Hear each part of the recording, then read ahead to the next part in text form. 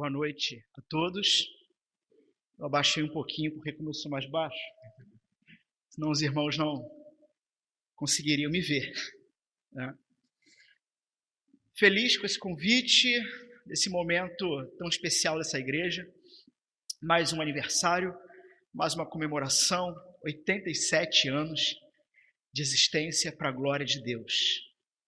Vamos ficar de pé, vamos abrir nossas Bíblias, já preparando o coração para meditar na palavra do Senhor. Nessa noite, vamos abrir no livro de Atos. Atos dos Apóstolos.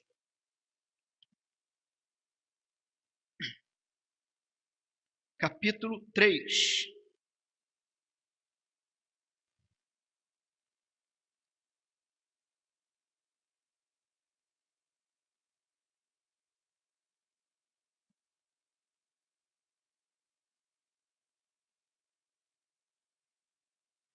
A meditação nessa noite será a partir do verso 1 até o verso 10. Então, os irmãos, por favor, me acompanhem na leitura. Mas eu vou começar a leitura pelo verso 42 do capítulo 2. Tá bom? Os irmãos entenderão por quê. Então diz o seguinte, a palavra do Senhor. E perseveravam na doutrina dos apóstolos e na comunhão, no partir do pão e nas orações. Em cada alma havia temor, e muitos prodígios e sinais eram feitos por intermédio dos apóstolos. Todos os que creram estavam juntos e tinham tudo em comum. Vendiam as suas propriedades e bens, distribuindo o produto entre todos, à medida que alguém tinha necessidade.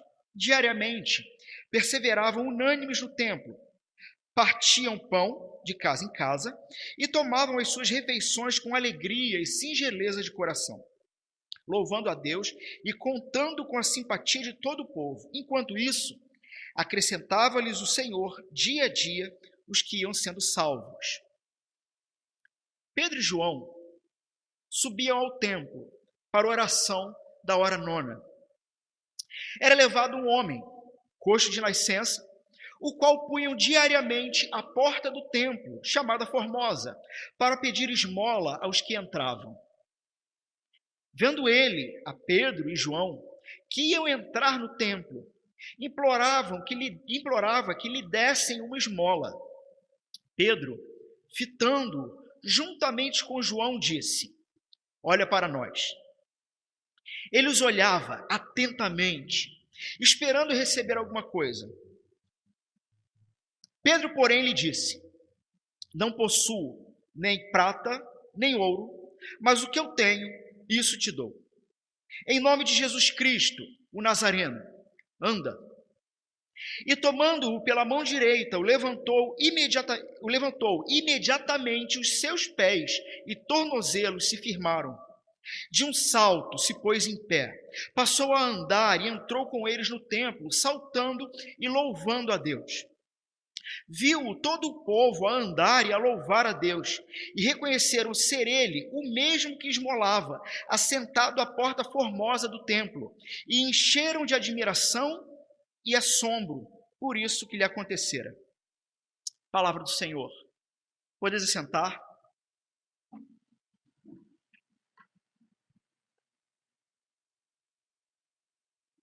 Meus irmãos, todos nós temos expectativas na vida. Todos nós temos sonhos, desejos e ânsias pessoais. E, sem dúvida alguma, há 87 anos atrás, na plantação e fundação dessa igreja, os sonhos e os planos também existiam. Sonhos e planos do Senhor.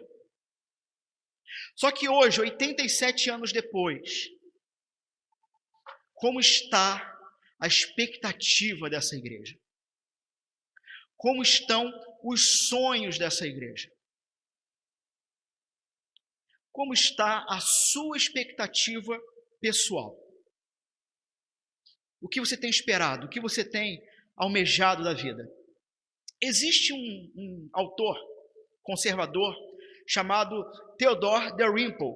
Ele é inglês e ele escreveu um livro chamado A Síndrome de Victim, aonde no livro ele vai falar sobre um fenômeno que aconteceu com a humanidade após a Segunda Guerra Mundial.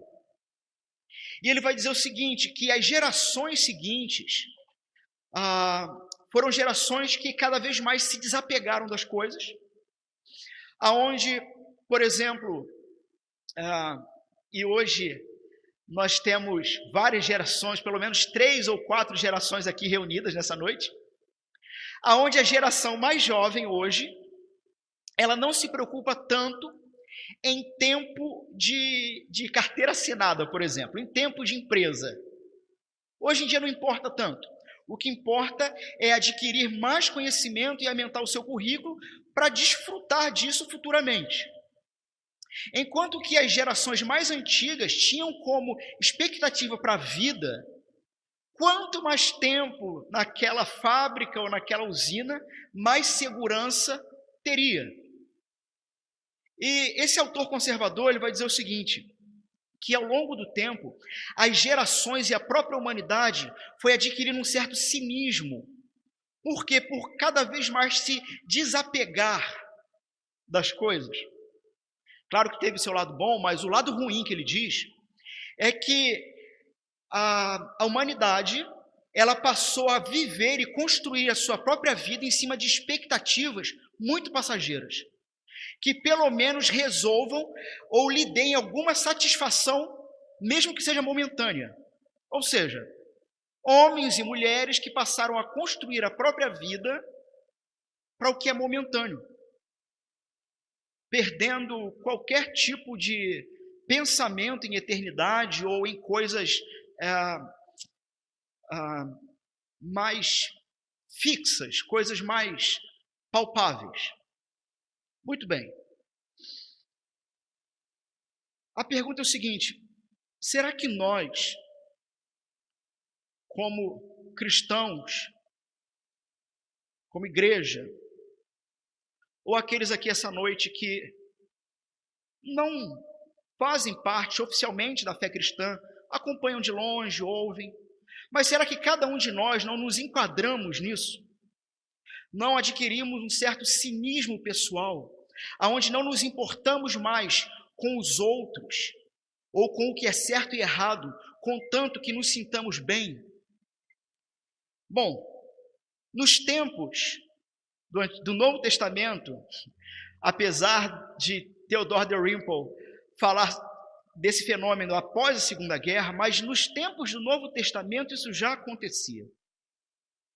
Vejam o seguinte no texto dessa noite. Lucas, que é o autor de Atos dos Apóstolos, ele vai começar o livro de Atos já da seguinte premissa: Jesus Cristo é o Filho de Deus que morreu e ressuscitou. E após a sua ressurreição, ele fica um período de 40 dias com os discípulos e vai assunto aos céus. Vai aos céus, sobe entre as nuvens. E diz que os discípulos devem aguardar até que ele envie o outro Consolador, o Espírito Santo. Na sequência, Lucas ele registra o Pentecoste, a inauguração oficial da Igreja de Cristo com poder para pregar o Evangelho, aonde Pedro, o apóstolo, ele vai fazer a sua pregação pública, mais de 3.000 pessoas vão se converter. Nessa sequência desses 3.000 batizados, no finalzinho do capítulo 2, como nós lemos, nós temos um pequeno resumo. E Lucas, como autor do livro, ele vai fazer isso em alguns momentos. Ele conta uma parte da história, ele faz um pequeno resumo do antes e do depois, e a parte seguinte da história é um exemplo do resumo. Por exemplo, eles faziam muitos prodígios e sinais, né? Como lemos aqui no finalzinho do 42. É exatamente o que nós vamos ver nesse texto. E nesse texto, o que acontece é o seguinte: depois do verso 10, onde nós só vamos ficar até o 10 hoje, depois do verso 10, tem uma confusão, acontece uma confusão na cidade, aonde Pedro e João vão ser presos, eles vão pregar o evangelho novamente, muito mais irão se converter, Pedro e João serão presos, e essa história aqui ainda se desdobra, até que eles são libertos da prisão pelo próprio Senhor. Mas o ponto aqui nessa noite é que Lucas ele vai registrar então que Pedro e João, em algum período desse momento histórico da igreja, onde eles pregavam o evangelho, instruíam, batizavam, em algum momento da história, não sabemos quando, Pedro e João se dirigiram ao templo para oração, às 3 horas da tarde. Era muito comum para o judeu ter horários fixos de oração, e de uma maneira praticamente oficial, eles oravam regularmente 3 vezes ao dia em horários específicos, 9 da manhã, meio-dia e 3 da tarde. Então eles estavam aqui, nessa hora nona, que eram as 3 horas da tarde, se dirigindo ao templo para a oração. E Lucas, ele registra que ao mesmo tempo em que Pedro e João se dirigiam ao templo, era levado um homem, coxo de nascença. Ele já bota isso para a gente, ele já revela esse detalhe. E nós vamos descobrir lá no finalzinho do capítulo, no verso 42, que esse homem já tinha mais de 40 anos. Ou seja, nasceu coxo, nasceu com alguma deficiência física, e já há mais de 40 anos ele se encontrava nessa situação. Então ele era levado à porta do templo com um objetivo: pedir esmolas. Talvez um parente, talvez um amigo ou amigos, diariamente pegavam esse homem, esse deficiente, e levavam à porta do templo. Por quê, meus irmãos? Por uma coisa muito simples. A mendicância, ela era muito comum em Jerusalém, e ela era muito comum até hoje em lugares e locais de religião. Por quê? Veja comigo. O sujeito, ele está se dirigindo para a igreja, tá? Ele é alguém religioso, ele é alguém que afirma ser temente a Deus. Ele é alguém que construiu a expectativa da sua vida em tirar sorrisos de Deus. Como? Cumprindo as leis da igreja, no caso aqui, as leis de Israel. Então ele está tentando mostrar para Deus que ele é bom, um bom religioso. E não só isso, como todo bom religioso, não lhe basta o sorriso de Deus, mas ele precisa dos aplausos humanos. Então ele está se dirigindo para a igreja, para a casa de oração, ele está tentando comprar o sorriso de Deus, demonstrando ser alguém fiel, e no meio do caminho, na porta da igreja, o que tem para ele? Alguém que irá servir de peça de exposição pessoal desse religioso, aonde ele vai poder dizer: olhem todos, eu estou ajudando este necessitado, vejam como eu sou um bom religioso. Era por isso que esse coxo era colocado diariamente à porta do templo e nas horas específicas de oração. É mais ou menos assim: vai ter lotação do templo às 3 horas da tarde. E aí o necessitado diz o seguinte: beleza, vai ter um monte de religioso para me ajudar. Porque esse monte de religioso precisa mostrar que são bons, para todo mundo ver. Então ele era colocado lá.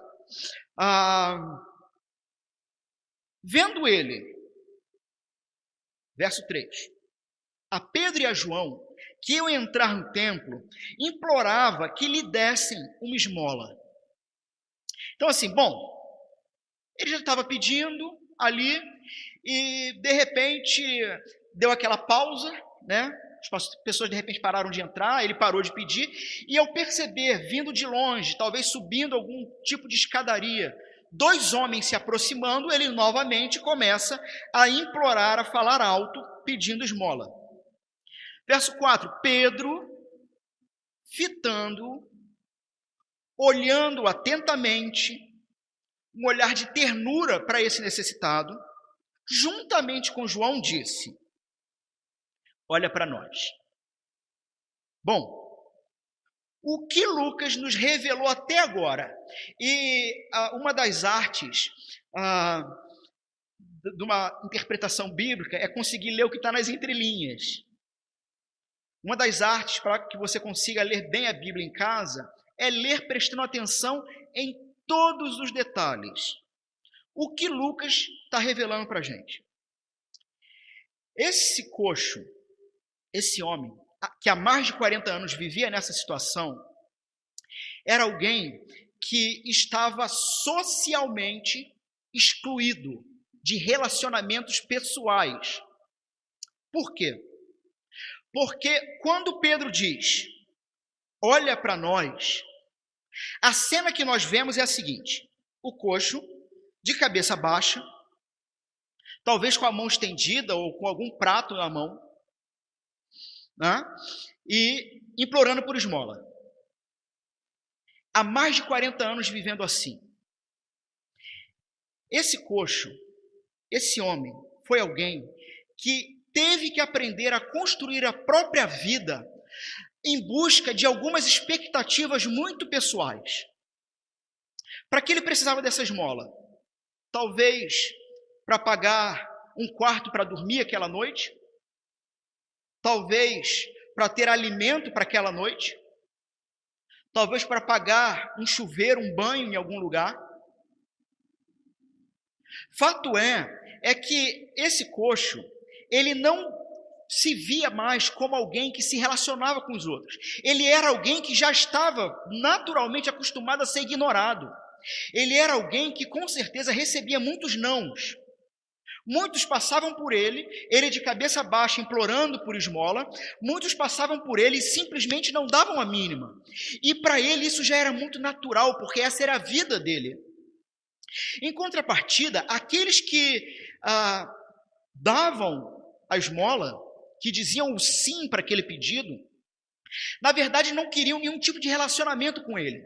Simplesmente depositavam as suas moedas nas mãos ou naquele prato, se sentiam grandes cumpridores generosos da lei de Deus e entravam na igreja para orar. E essa era a vida do coxo.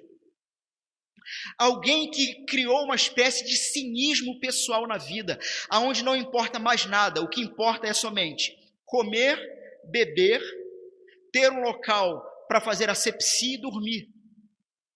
Porque a vida dele é essa, há mais de 40 anos. Alguém que vivia uma vida infeliz e deprimente.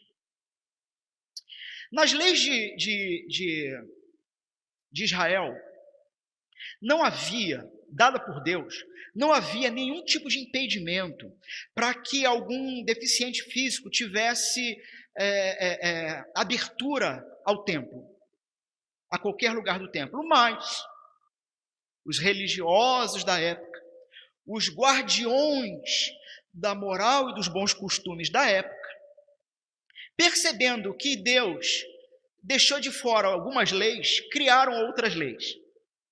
E uma dessas leis que os fariseus, que os religiosos criaram, dizia o seguinte: um deficiente físico que consiga se locomover sozinho, com a ajuda de muleta, mas sozinho, ele tem acesso a toda a área do templo. No entanto, um deficiente que precise totalmente da dependência de outros para se locomover, não tem acesso a todas as partes do templo. Então esse coxo, ele religiosamente estava excluído dos seus, porque ele não tinha acesso a todas as partes do templo, porque ele precisava ser carregado. Ele tinha as duas pernas, elas só não funcionavam. Ele precisava ser carregado. Então ele estava excluído de toda a atividade religiosa de Israel. E qual é a importância disso? A importância disso é o seguinte: Deus, no Antigo Testamento, instituiu que no templo construído por Salomão, em Jerusalém, naquele templo, seria oficialmente o local de encontro com Deus para perdão de pecados e paz. Ou seja, o relacionamento com Deus estava vinculado até então ao templo. É por isso que aquela mulher samaritana vai indagar Jesus: é no templo ou é no monte? Porque, na verdade, oficialmente era no templo. No templo. Bom, com essa lei farisaica, esse sujeito ele não tinha acesso a todas as áreas do templo. Consequentemente, pelo próprio cinismo que a vida lhe impôs, isso já não importava. Já não lhe importava mais ter nenhum tipo de relacionamento com Deus. Mas o que importava era resolver o seu problema pessoal. Em contrapartida, ele também não tinha mais relacionamento com o próximo, porque a vida lhe foi dura e porque o próximo lhe tratava não como um ser humano, mas apenas como um objeto para demonstrar bondade e se gabar disso. Consequentemente, qual era a vida desse homem? Ele não se relacionava com Deus e ele não se relacionava com o próximo. E aí você lembra do que foi perguntado para Jesus: mestre, qual é o maior dos mandamentos? E Jesus resume o seguinte: amar a Deus acima de todas as coisas e ao próximo como a si mesmo. Só que vivemos hoje numa geração tão desfacelada, que esvaziou semanticamente tanta coisa, que, por exemplo, a gente já não sabe mais o que significa isso. O que significa amor? Do que Jesus estava falando? Então é interessante, em alguns momentos, nós mudarmos um termo para fazer mais sentido. E se trocássemos a palavra amor por relacionamento? Aonde Jesus diria: o maior dos mandamentos é se relacionar com Deus acima de todas as coisas e ter a expectativa nessa relação pessoal com o eterno e, consequentemente, se relacionar com o próximo. Porque tendo relacionamento com o eterno, que é santo, você vai aprender a se relacionar com o próximo e vai se relacionar com o próximo como Jesus se relacionou com o próximo. E como Jesus se relacionou com o próximo? Morreu pelo próximo. Só que Jesus diz que esses são os dois maiores mandamentos exatamente porque a humanidade não cumpre isso. Portanto, veja,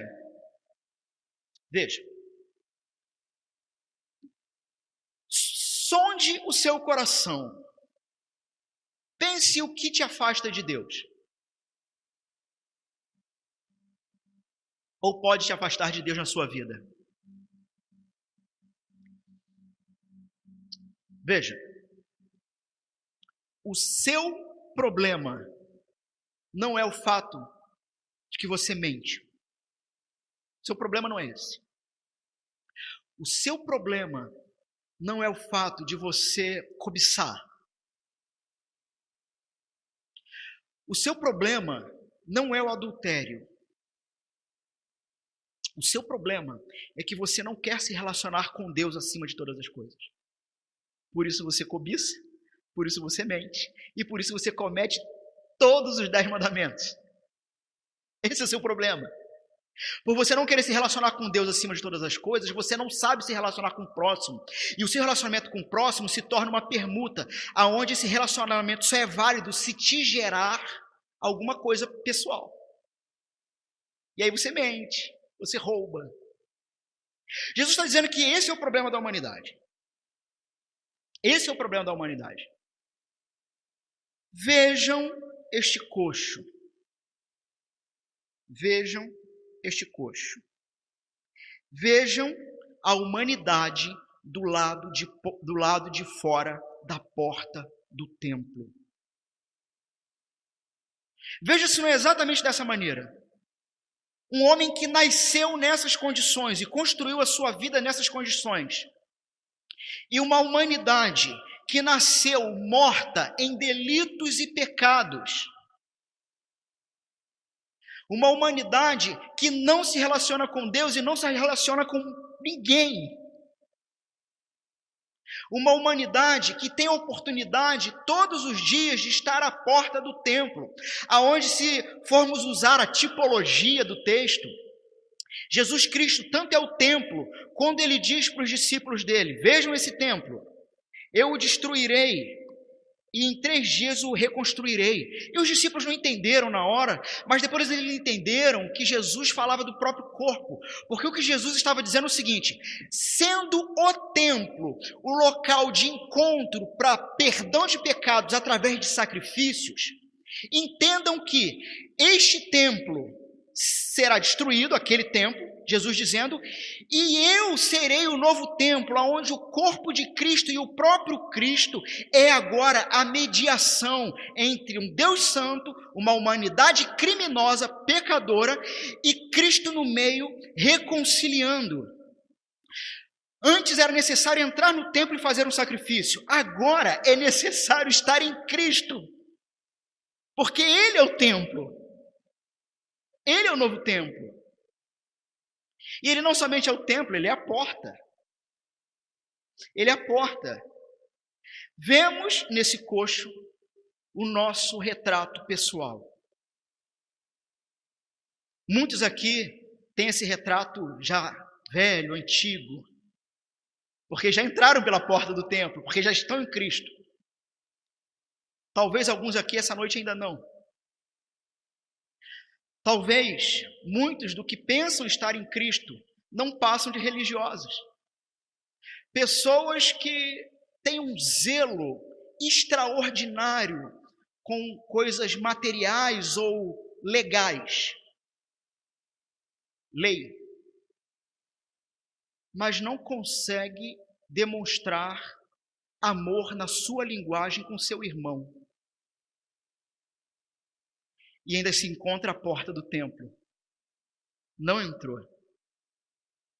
Não entrou. Veja, 2 testes rápidos. Por não nos relacionarmos com Deus e não nos relacionarmos com o próximo, o ser humano entrou numa crise existencial. No rompimento da humanidade com Deus, lá no Éden, quando os nossos primeiros pais romperam relacionamentos com Deus, e todos nós viemos a reboque com as mesmas ações, diante disso, criou um espaço, um buraco lá dentro, um vazio, aonde o ser humano ele busca constantemente preencher esse vazio, e esse vazio lhe dá senso de identidade e justiça, ou seja, o preenchimento desse vazio é o que vai lhe dizer quem ele é de verdade, e vai dizer se ele de fato é alguém justo e bom. Alguém que não se relaciona com Deus e não se relaciona com o próximo, está com esse vazio. E ele vai tentar suprir esse vazio com qualquer coisa, com coisas passageiras. Não é à toa que João Calvino diz que o coração humano é uma fábrica de ídolos. Por quê? Porque o ser humano não quer se render a Deus, mas no seu coração abre espaço para qualquer coisa que lhe dê um sentimento de satisfação. O problema é que qualquer sentimento de satisfação é passageiro. Por quê? Porque esse vazio no coração humano tem o tamanho da eternidade. E somente um Deus que é eterno consegue preencher todo o vazio. Quando o ser humano tenta preencher esse vazio com qualquer coisa passageira, como noitada, bebida, um carro novo, uma mulher nova,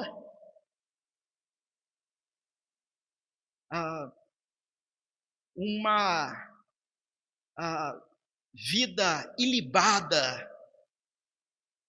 em regras e costumes. Quando ele tenta preencher esse vazio de alguma maneira que não seja o próprio Deus, esse objeto, essa coisa, fica chacoalhando lá dentro, porque não preenche o vazio. Não preenche o vazio. Somente um ser que é eterno pode preencher esse vazio. Temos então aqui esse homem, esse retrato, com o efeito do pecado, uma paralisia. Ele não vai conseguir entrar no templo. Ele não vai conseguir se relacionar com as pessoas. Mas veja só, Pedro, fitando então, juntamente com João, disse: olha para nós. Ele os olhava atentamente, esperando receber alguma coisa. E aqui você tem a tensão do texto. 3 homens se fitando, se entreolhando, e na mente desse coxo, mais uma vez nas entrelinhas, ninguém nunca deu atenção para ele. Muito provavelmente o que passou pela sua mente foi o seguinte: olha, esses 2 sujeitos vão me dar alguma coisa muito, muito, muito boa.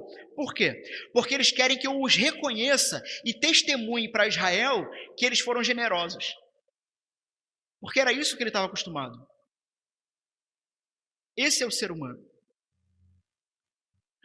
Ele estava acostumado com o ser humano desempenhando um papel, fingindo ser o que ele não é, colocando ídolos pessoais dentro do coração para substituir Deus. Um pequeno teste. O que no seu coração você diz: se eu tiver isto, estarei satisfeito, terei paz? Isso é o seu ídolo. É isso que te afasta de Deus. É isso que te afasta de Deus. Esse coxo, então, nessa tensão, fica esperando o que eles vão me dar. Pedro, porém, entendendo ali a situação, disse: não possuo nem prata e nem ouro, mas o que eu tenho, isso eu te dou. Segunda coisa que a gente aprende aqui nesse texto, a segunda verdade, é que o mundo, ele é incapaz de nos ajudar. Tudo que o mundo pode fazer por você é te dar esmola. E as esmolas são passageiras. Você vai ter que voltar a se humilhar num sentimento de necessidade pessoal extrema e implorar por mais um pouco do vício. Porque tudo que o ser humano pode te oferecer é esmola. As esmolas, elas suavizam a angústia por um tempo, como o caso desse coxo. Ou seja, dão felicidade temporária. Veja, para as irmãs, uma pergunta, um teste. Qual é a sensação? O que a irmã sente? O que você sente ao comprar um sapato novo? Qual o sentimento? Qual é a sensação? Para os irmãos, talvez um relógio, um carro zero, um carro novo. Como a gente se sente? Para os mais jovens aí, um PlayStation 4. Não? Qual é a sensação de quando você consegue deixar aquele teu Nokia analógico aposentado e consegue adquirir o iPhone X? Como seria isso? Como você se sentiria com isso? Qual é a sensação da notícia de um aumento de salário? Você respira mais aliviado? Qual é a sensação, o que passa no seu coração ao conhecer novos lugares? Ter férias? Qual é a sensação de pegar aquela condução lotada que normalmente você pega lotada, mas que dessa vez você encontrou lugar sobrando?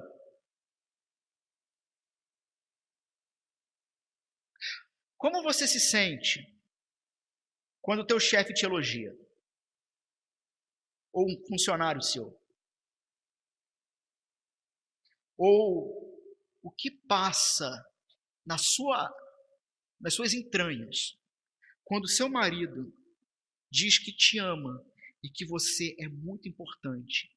Ou quando a sua esposa diz: eu me sinto completamente segura e satisfeita com você?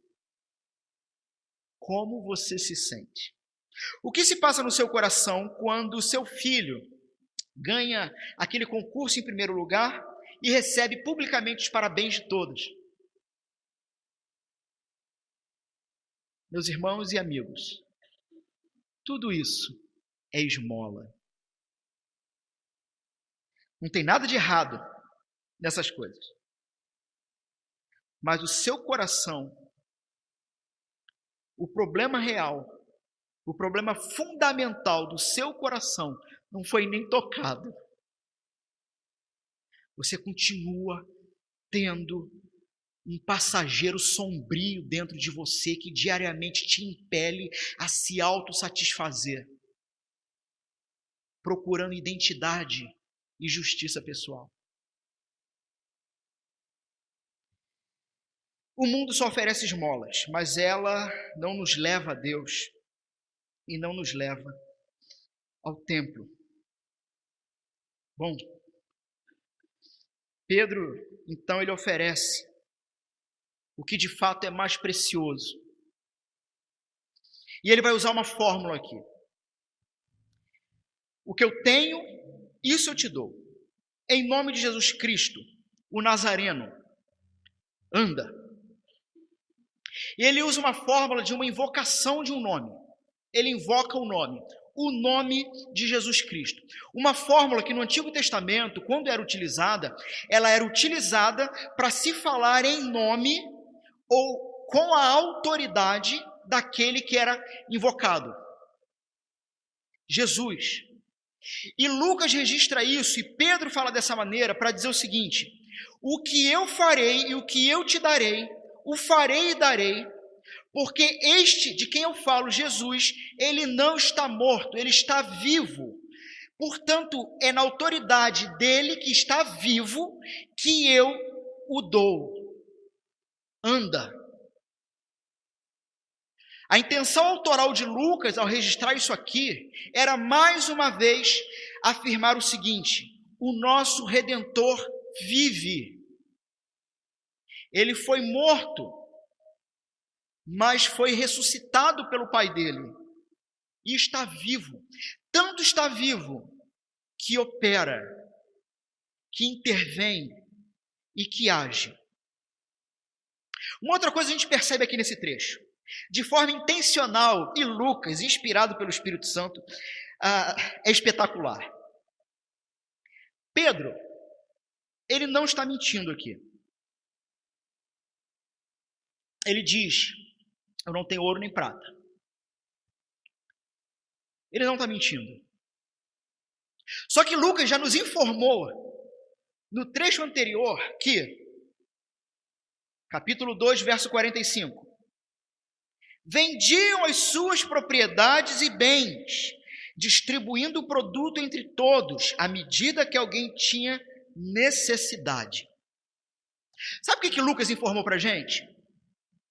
Que Pedro aqui não tinha nem ouro nem prata, mas ele tinha acesso. Ele tinha acesso, porque a comunidade cristã não passava necessidade. Eles vendiam os seus bens, partiam entre si e ninguém tinha necessidade. Se Pedro e João, ao invés de se renderem a Cristo, tivessem se rendido à religião, sabe o que eles teriam feito? Eles diriam para o coxo: aguarde um momento, nós vamos entrar, vamos participar do culto, vamos orar, e na saída você aguarda mais um pouco, nós vamos lá na comunidade cristã, porque lá nós não temos necessidade. Os bens são vendidos, são distribuídos entre todos, e você está precisando do quê? Pagar o aluguel desse mês? Não se preocupe. Lá na nossa comunidade eu consigo trazer um valor que pague o aluguel para você de 6 meses.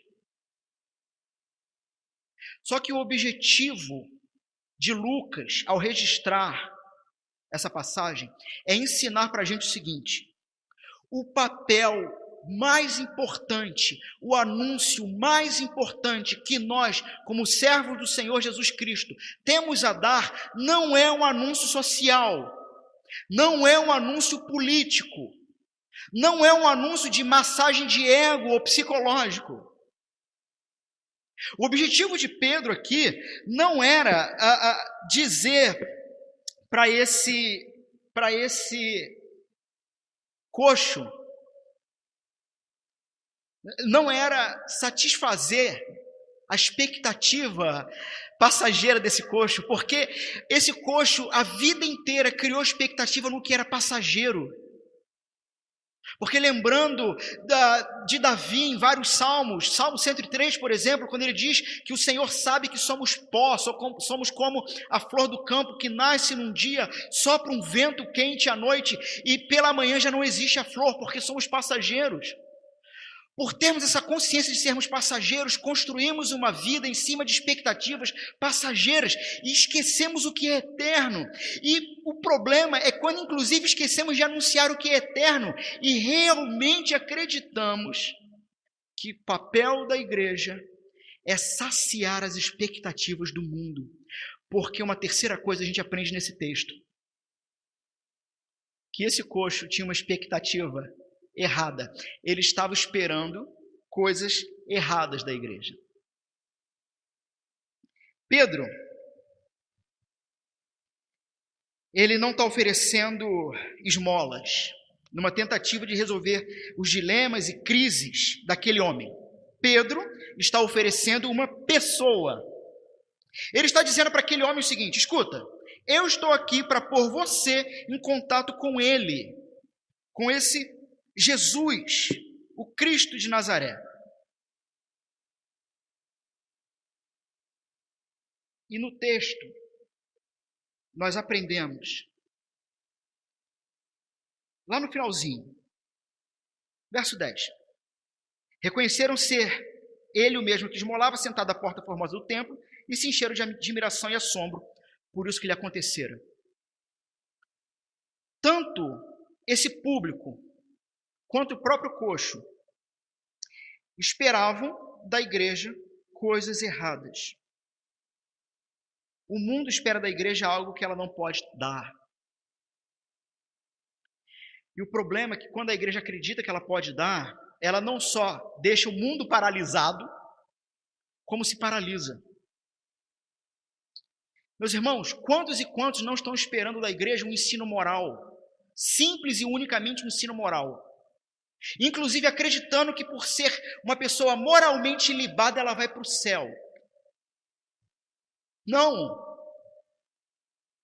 é papel da igreja ensinar moralidade. No entanto, uma vida moralmente sadia é uma vida que condiz com a vida de Cristo. Mas não coloquemos a carroça na frente do boi, para usar um termo popular. O papel da igreja não é pregar moralismo. Por quê? Porque o sujeito ou a pessoa pode estar na esquina da vida rodando a bolsa. No momento seguinte, colocar um paletó, um colarinho clerical, uma Bíblia embaixo do braço e se tornar um respeitável fariseu que vai para o inferno de qualquer jeito. Porque o evangelho, a boa notícia, não se trata de algo que você faz, mas se trata do que foi feito por você.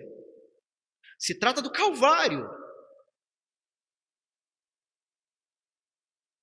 Um segundo teste. Pense por um instante. Imagine Deus pensando em você, ou olhando para você. O que a face de Deus diria para você? O que a expressão do rosto de Deus diz para você sobre o que ele pensa de você quando ele olha para você? Alguns segundos para você pensar um pouco.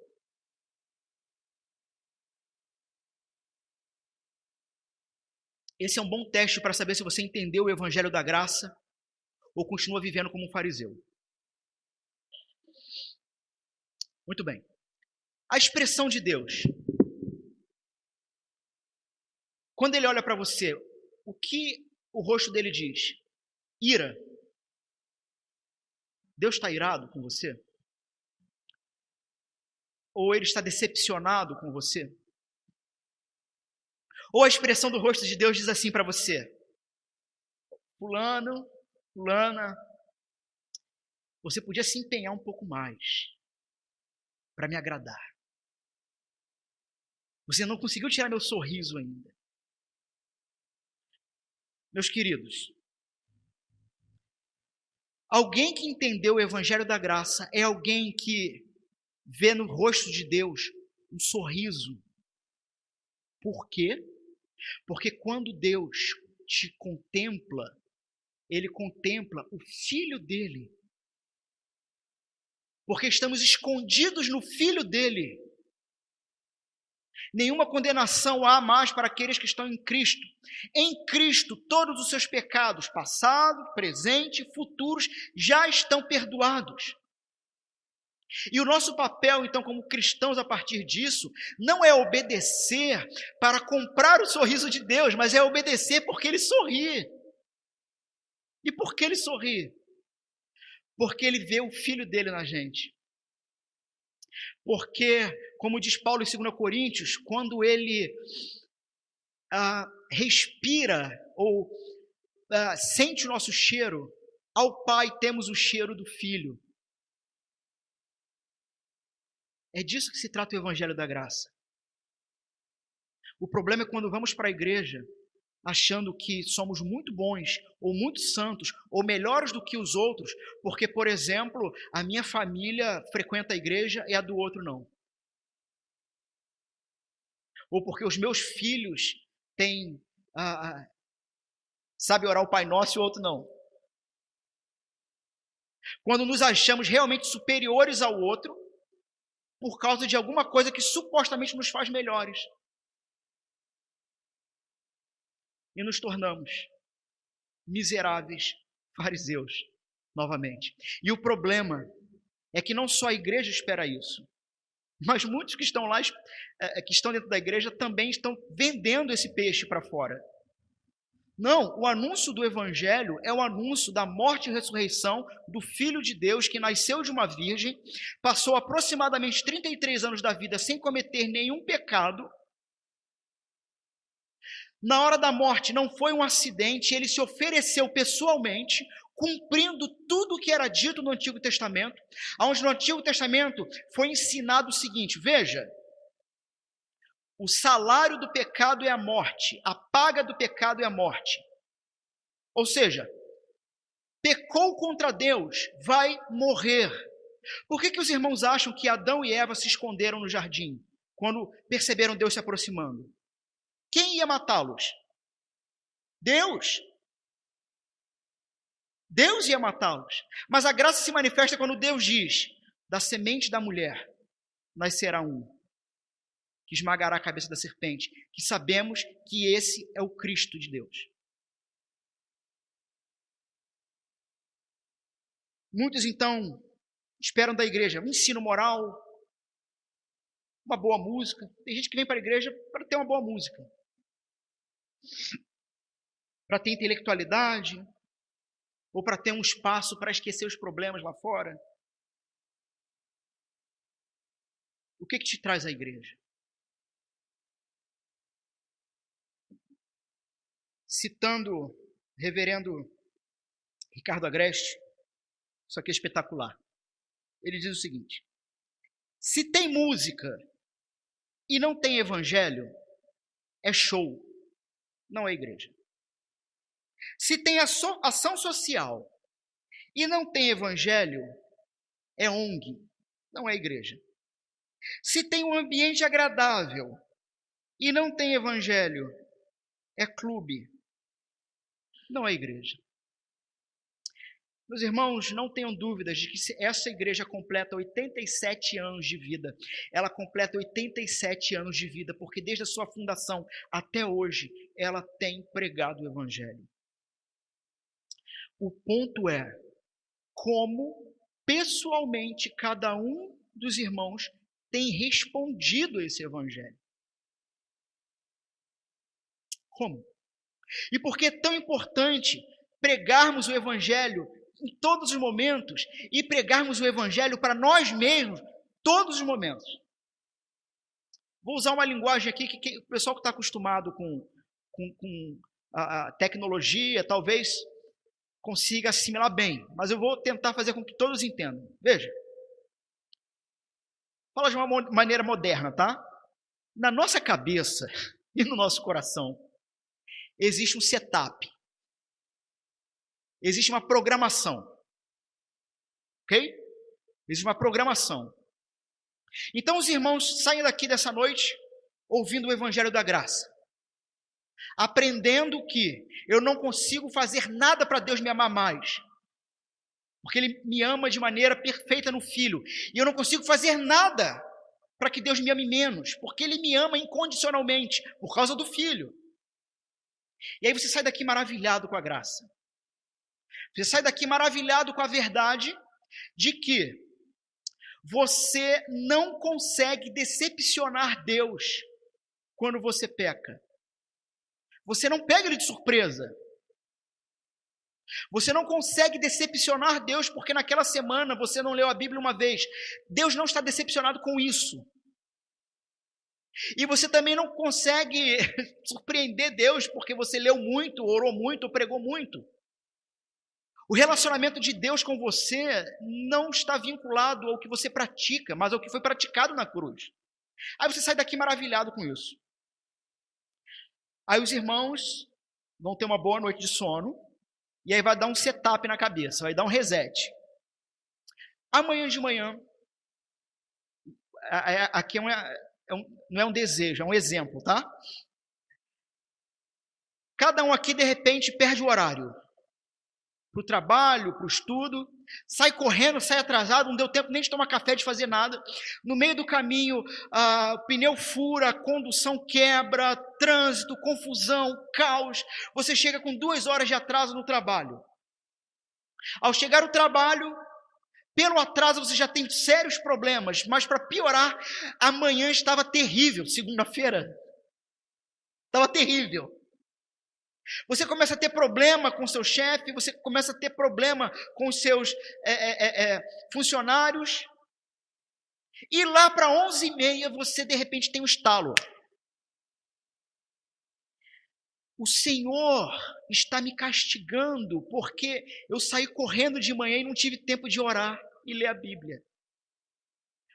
É por isso, esses são os sinais.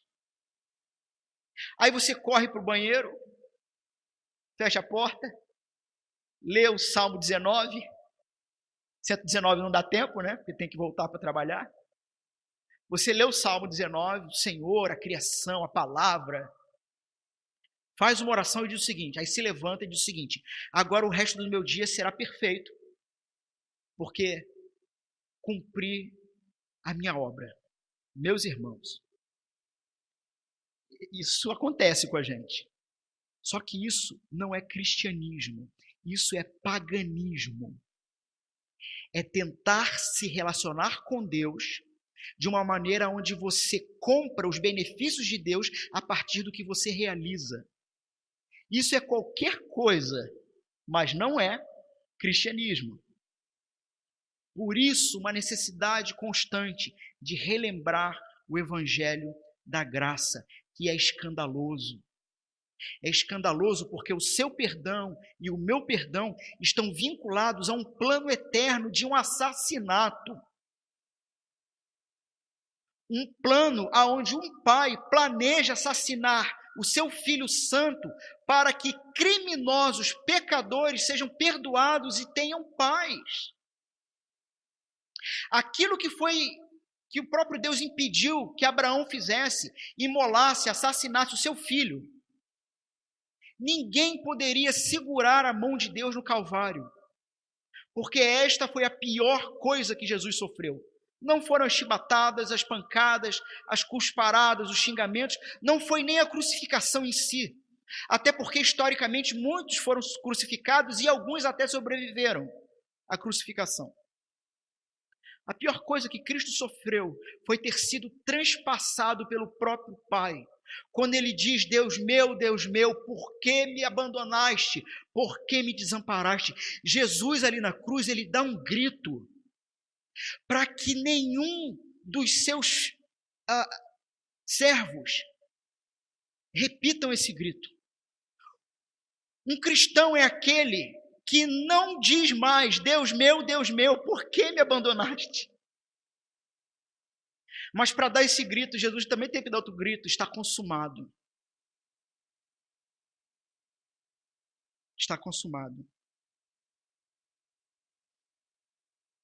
Bom, de um salto, e tomou pela mão direita, caminhando para o fim. O levantou, imediatamente seus pés e tornozelos se firmaram. Não precisou de fisioterapia. Foi instantâneo. O poder e a autoridade era de Jesus, mas a mão era de Pedro. Ora, somos o corpo de Cristo. O poder e a autoridade de Jesus, mas nós somos o corpo de Cristo. Anunciamos o poder e a autoridade de Jesus, mas como corpo de Cristo, agimos nesse mundo decaído.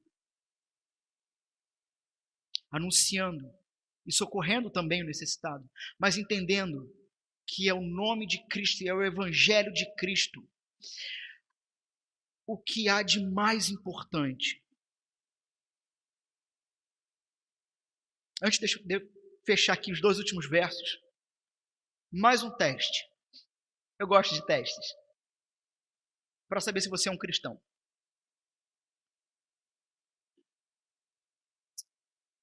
Na verdade, são 3 testes. Primeiro teste. Quando você vê uma cruz ou ouve o nome Jesus, você consegue entender do que se trata? Você entende a história? Você entende que o Calvário revela a dor do Pai e do Filho para te resgatar? Que revela a tamanha dificuldade que foi te perdoar sem te punir? Quando você ouve a história do Evangelho, você entende isso? Faz sentido? Você entende? Não estou perguntando se você acredita, estou perguntando se você entende. Ou a vida inteira você achou que ser cristão era simplesmente ser alguém fiel dizimista que foi batizado e não falta um culto. Mas você entende o Evangelho e que o Evangelho te liberta de tentar construir uma identidade falsa. Entende? Ok. Mas você ainda não é cristão por isso. Segundo teste. Uma vez entendendo, você acredita nisso? Você realmente acredita nisso? Você acredita que Deus se fez carne, nasceu de uma virgem, que morreu e 3 dias depois o sacrifício dele, que foi no nosso lugar, foi aceito pelo Pai e o Pai o ressuscitou? Que aqueles pregos, quando entraram no seu corpo, era para ter entrado no seu corpo. E como ele te substituiu naquele local, ele te comprou. Tendo ele te comprado, você agora pertence a ele. Pertencendo a ele, não há nada que ele não possa te exigir. Você entende e acredita nisso? Você tem fé de que o Senhor é suficiente para te manter seguro até o encontro com o Pai? Se sim, você passou no segundo teste, mas você ainda não é cristão por isso. Como assim? Porque Satanás também acredita nisso. Ele estava lá, inclusive. O terceiro e último teste é, entendendo a história, acreditando na história, você tem amor por essa história? Isso é o que há de mais importante para você. É isso que te traz todos os domingos a um local como esse para adoração. Você ama isso? Porque, parafraseando o pastor Antônio Carlos, uma fé que não advém do amor ao Evangelho e que não demonstra amor é uma fé de demônio. É uma crença de demônio. O cristão, de fato, é aquele que ama o Evangelho e que vive e constrói toda a sua vida e toda a sua perspectiva, numa nova perspectiva, uma perspectiva em que de fé em fé e de glória em glória eu vou me parecer com meu Senhor e Mestre até alcançar a estatura de perfeição que é dele e estarei plenamente com ele, com o Pai. E sendo assim, eu não tenho nada de mais importante nessa vida e nessa existência, e tudo passa a ser passageiro. E eu me vejo agora como um verdadeiro peregrino e viajante, aonde trabalho e estudo para a glória de Deus, mas almejando a eternidade e não mais me decepcionando com essa vida, mas esperando realmente estar com o Senhor. De um salto se pôs em pé, passou a andar e entrou com eles no templo. Tipologicamente, passou a se relacionar com o Pai através do Filho, passou a se relacionar com os outros. Viu todo o povo andar e a louvar a Deus. Reconheceram-se ele o mesmo, que estava sentado da porta, e se encheram de admiração e de assombro. Aplicações finais. A igreja não está aqui para te oferecer esmola. A igreja não está aqui para te satisfazer.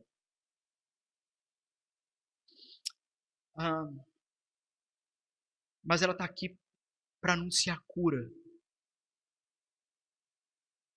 Para anunciar a cura. Ela está aqui para curar o vazio da sua alma, pregando o único que pode preencher o vazio da sua alma, Jesus Cristo, Filho de Deus, como foi cantado. Meus irmãos, esse anúncio e essa verdade, ela dá mais fogo no louvor. Você sabe por que você canta. Você sabe para quem você adora, para quem você ora, com quem você está falando. Você não está falando com as forças cegas do universo, você não está falando com a energia, você está falando com um Deus pessoal que te ama. Você hoje pode estar vivendo como esse homem. Durante toda a sua vida, você não sabia a razão da sua existência. Nada está fazendo sentido, porque na realidade tudo está passando e nada te preenche. Jesus é a porta de acesso ao Deus Pai. E você pode estar caído diante dessa porta, dentro da igreja.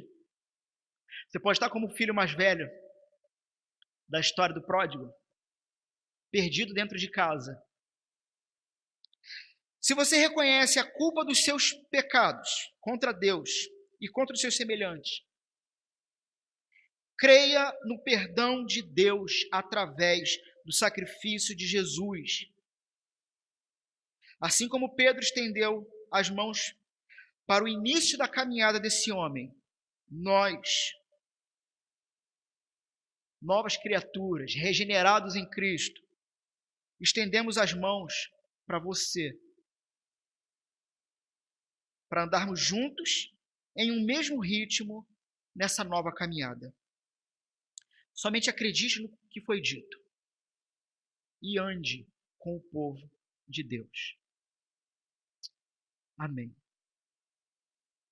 Que Deus os abençoe, que Deus lhes traga consolo aos aflitos, aqueles que andavam assombrados e desesperados, que já não sabiam nem por que frequentavam um local como esse, de culto, e que Deus traga perturbação e desespero para aqueles que se encontravam confortáveis, vivendo uma vida sem compromisso com o Senhor,